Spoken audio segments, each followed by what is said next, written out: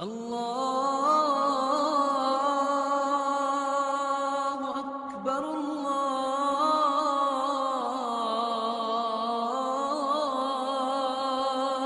اکبر۔ محمد بن منکدر فرماتے ہیں کہ میں ایک مسجد میں گیا جہاں 10 سالہ بچے کو دیکھا، اتنی خوبصورت نماز پڑھ رہا ہے۔ فلما انصرف، جب اس نے سلام پھیرا تو میں نے پوچھنا چاہا انت ومن انت، کون ہیں آپ؟ وہ کہتا ہے انا طفل یتیم، میں ایک یتیم بچہ ہوں۔ مجھے فوراً ترس آیا، میں نے کہا اگر آپ پسند کرو تو میں آپ کا کفیل بن جاؤں، آپ کی کفالت کروں؟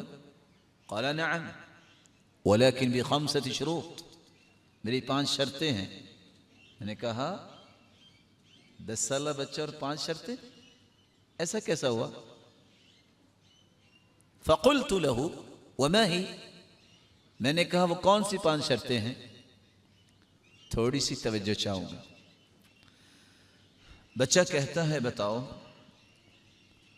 ستطعمني اذا جعت، اگر مجھے بھوک لگی تو کھانا کھلاؤ گے؟ کفالت میری لینی ہے نا آپ نے۔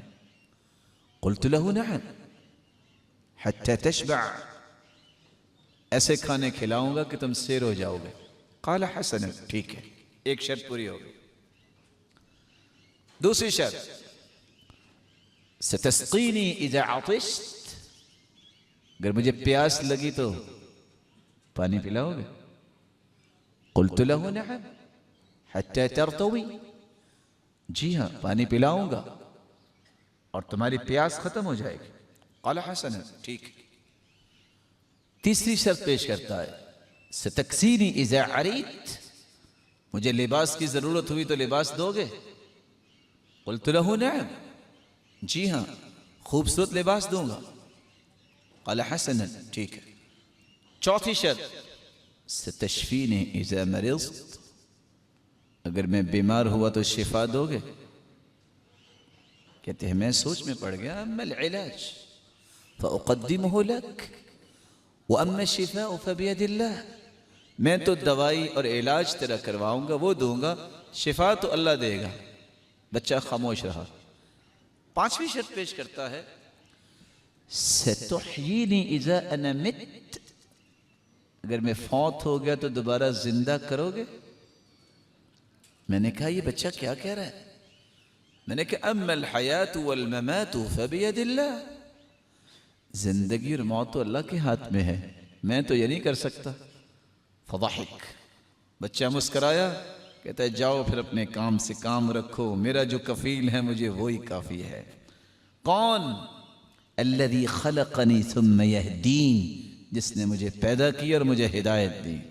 والذی یمیتنی ثم یحیین، وہ جو مجھے زندہ بھی کرے گا، جس نے مجھے موت دینی ہے اور پھر مجھے دوبارہ زندہ کرے گا۔ وَإِذَا مَرِضْتُ فَهُوَ يَشْفِينِ، جب میں بیمار ہوتا ہوں تو مجھے شفا بھی دیتا ہے۔